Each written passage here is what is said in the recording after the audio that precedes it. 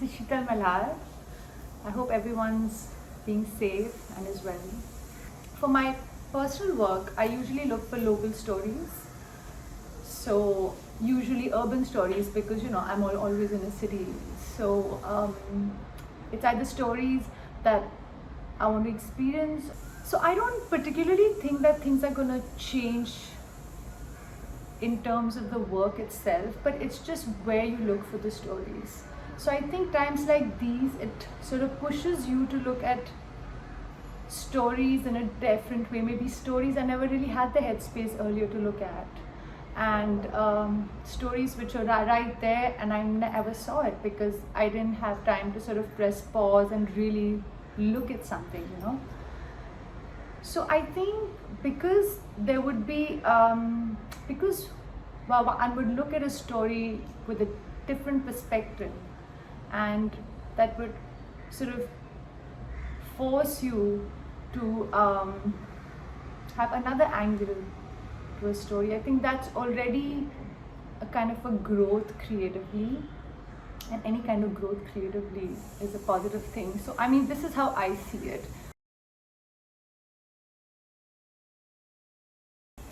I really feel there are so many inspiring artists all over the world across all art disciplines, and one of my favorites is this Australian artist whose name is Chauncey Tan. He's a writer and a director. He makes animation, and he has this amazing book called Shikala, which is one of my favorite books. He's incredibly talented. He creates these worlds which are sort of like a dream world that you just want to inhabit there. He takes you back to your childhood. He's really incredible. And there are so many photographers who I admire as well. There is Nan Golden, who everybody knows of. I mean, she's incredible. I feel her book, The Ballad of Sexual Dependency, is such an incredible book. I mean, I find that she has great courage to really portray with sincerity her own life, the life of her friends, and that's not an easy thing. It's you need a kind of a personality to do that, and the way she does it so sensitively, I think she's brilliant.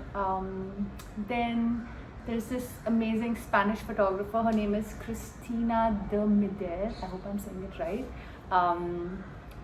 I think she has a great imagination. I mean, apart also from being like a fantastic illustrator, which she also sort of mixes in her work, I think she is, her book Afronauts is beautiful. Then there's Saurabh Hura, whose new book The Coast is amazing, really fabulous. His other two books are also amazing. Life is Elsewhere, and the other one is, I think, is called Look, It's Sunny Outside. Yeah, I mean, there's so much inspiration all over actually.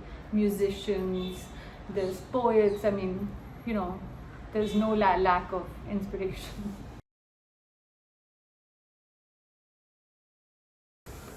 I honestly really like the online education trend now, because I mean, it really opens up a world of information, which we had earlier in a sense, but we didn't have it as much as we have it now. So you can be in India and you could be listening to talks from New York, from Europe, without actually being there. So, and now you have so many options of sort of taking master classes. You could just like learn all sorts of things online. So I think the online education in itself is a fantastic option. Now, if you compare it to going to a physical institution as opposed to learning online, I mean, I don't think one can ever really substitute the experience of learning something at a physical institute. So I don't think that it really needs to be a either or. I feel it'd be great to have both.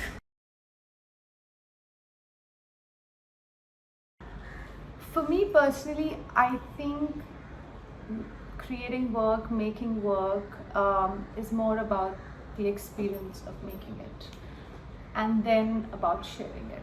So I sort of feel that That's what's really most important for me. And then obviously, so then how do you share it? So do you share it on a digital platform, or do you share it in a physical space? I mean, the experiences of even sharing things in a physical space. So if it's a gallery, the experience is different. If it's a photo festival, if it's an outdoor festival. So I feel every platform gives you a different experience of the same work. And now if you have it in a different format, say you have it in a book format, so that will give you a different experience of the same work. So I kind of feel always like a mix of everything is amazing. Like if you can have this and you can have that. Having said that, I feel the most important part is to be able to share it. So if then sharing only becomes possible on the digital platform, so be it.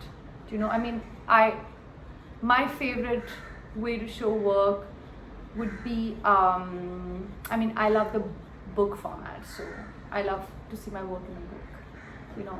But I will never take away the fact that when you see your work in a physical space, like in a gallery, or you see it in a festival, the experience is amazing as well. So I just think eventually, personally, right, I just feel that the important part is to share. So, about multimedia projects, I kind of feel that I always felt it'd be really interesting to experiment with it, and maybe now more so it'll be, I feel it might create like a really cool dimension to the work. I believe that arts across all platforms has the power and ability to provoke and to influence the way we think, the way we see things, the way we perceive things. So I think it's extremely powerful. And I mean, all kinds of art forms, you know, from poetry to music to cinema to painting to photography. And I really, really think it's really powerful.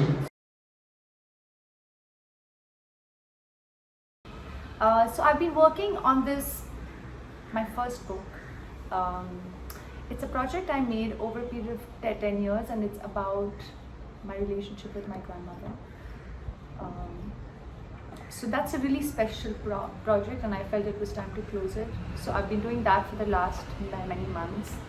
And I had like a diary, so I have text and I have sketches, which I've made over a period of time. So I'm sort of compiling all of that and working on this project.